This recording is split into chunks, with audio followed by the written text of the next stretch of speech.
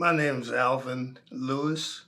I'm from Alexandria, the seminary section. We grew up near the Fairlington Shopping Center. And my mother's name is Dorothy Lewis. She was the daughter of James Lewis Sr. And his wife was Minnie Roy Lewis, was my grandmother. Now, as far as I know from our research, she was born in Alexandria in 1886. Now, to my knowledge, she was here before my grandfather moved to Alexandria from Haymarket, Virginia. And so we looked at the census records. We had been doing family research, and come to find out, my great grandfather, Smith Roy, was living in Fairfax County in 1870.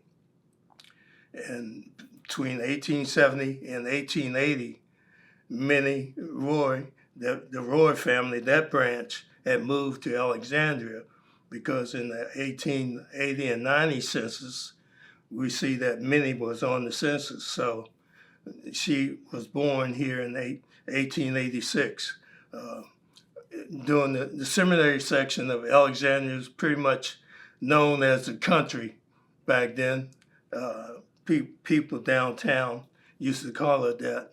So we had, I grew up with things that we had woods to play in, which wasn't any woods down here in the eastern part of the city. So I cherish those memories, being in the woods, shooting the bow and arrow or whatever, BB guns, or building tree houses. I went to T.C. Williams High School, graduated in 1969. Now, when the schools integrated, we were one of the first to go to Minnie Howard, which was closer. But prior to that, we were bused down south side of Alexandria to Lyles Crouch Elementary School. So I went there until the 5th grade. In the 6th grade, we, which was around 1962, started going to Minnie Howard. And from there, attended all the, integrated schools when they were fully integrated. Yeah, well, I didn't come down I came to this branch of the library one time. And I got a library card, but just one time, so never came back. But we used to come down to the City Hall, the square. Used to be a hangout when I was in high school, and a lot of the kids, we used to come down and just hang out. What was your neighborhood like? You said it was very rural at that time. Yeah, well, my family, the Lewis family, we were kind of separated from the other black community around where T.C. Williams High School was.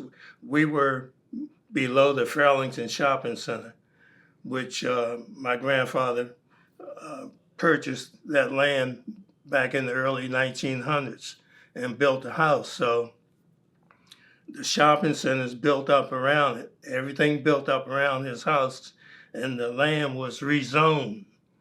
And so he had to sell, so it became commercial. But we were the only black family in that part, with maybe a quarter of a mile. We were on the north side of Quaker Lane. So once you went, on the other side of Braddock Road, where Quaker Lane crossed over, that's South Quaker Lane. So we were on that end. And as I said, my grandfather, he was a gardener. We had apple trees, peach trees, a cherry tree.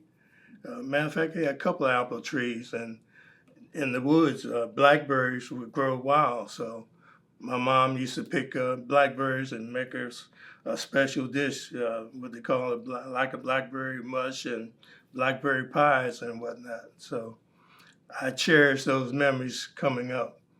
A lot of kids today wouldn't recognize or wouldn't even have that opportunity to have the childhood that I had. Uh, we didn't have to be pretty monitored like kids today. I mean, things might have been going on, but wasn't to the extent that it was now. I mean, I was 6 years old. Uh, I worked, I can say I've been working ever since I was 6 on Saturday mornings.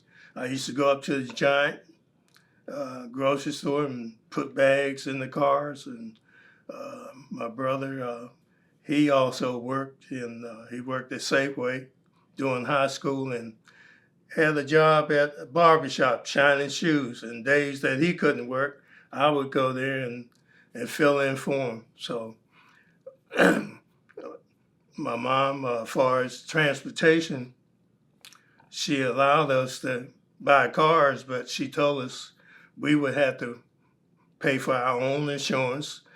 It wasn't like, my kids today, I bought them 2 cars, but and paid their insurance. But I guess I spoiled them, which I wasn't spoiled in that sense of the word. We were pretty much independent. If you wanted to have a car, they signed for you. But as I said, we had to pay for our own insurance and as far as putting gas in the car. So we had to work in order to do that. You mentioned that you had done maybe some research into your family's history a little bit. Um, Knowing that an event like this is an attempt to make research like that easier and more complete, how do you feel about an event like this? Oh, it's treasurable because, as I said, my grandmother's family, as far as I know, 1880, living in the city, and that's the first time anything has been documented of different families. So it's very much a treasure. So my family, my cousin, myself, we have been doing research on the family history, and we have found a lot of information. So this is very timely that I can bring articles down to have them scanned and where it would be if any, other generations coming up wanted to get a head start on uh, finding out things about the family. They can just come here to the library and do the research.